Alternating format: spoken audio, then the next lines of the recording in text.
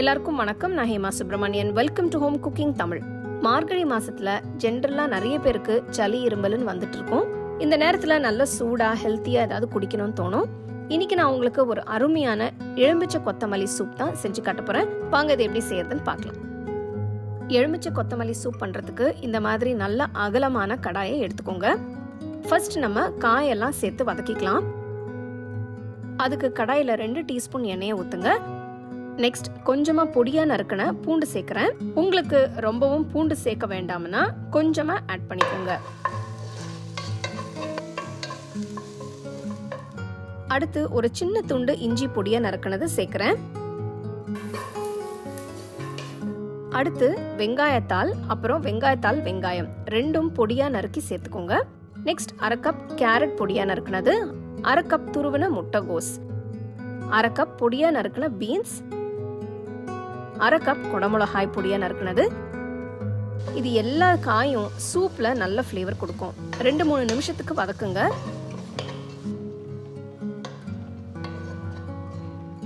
Next 1 teaspoon உப்பு, 1 teaspoon மிளகுத்தூள் சேர்த்துக்கோங்க. உங்க டேஸ்ட்டுக்கு ஏற்ற மாதிரி நீங்க உப்பு காரம் அட்ஜஸ்ட் பண்ணிக்கோங்க.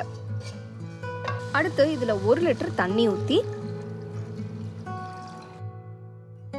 நல்லா மிக்ஸ் பண்ணிட்டு மீடியம் ஃப்ளேம்ல ஒரு 15 நிமிஷத்துக்கு வேக விடுங்க.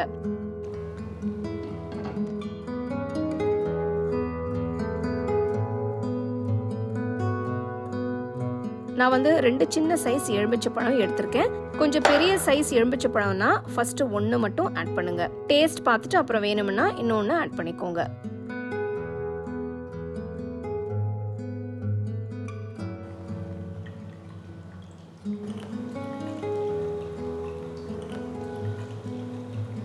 நெக்ஸ்ட் நறுக்கின கொத்தமல்லி சேர்த்துக்கலாம்.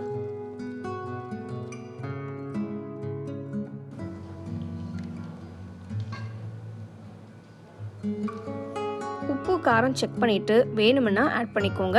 நான் கொஞ்சமா உப்பு அப்புறம் கொஞ்சம் மிளகுத்தூளும் சேர்க்கிறேன். எல்லாம் சேர்த்துட்டு நல்லா மிக்ஸ் பண்ணுங்க. 2-3 நிமிஷத்துக்கு மூடி வைங்க.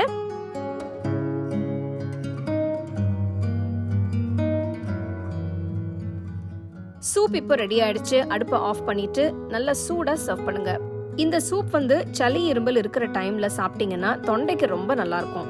நல்ல ஹெல்த்தியான டேஸ்டியான இந்த எலுமிச்சை கொத்தமல்லி சூப் நீங்க கண்டிப்பா வீட்ல ட்ரை பண்ணி உங்க ஃபேமிலி ஃப்ரெண்ட்ஸோட ஷேர் பண்ணுங்க. மற்ற சூப் ரெசிபிஸோட லிங்க்ஸும் நான் டிஸ்கிரிப்ஷன்ல தரேன்.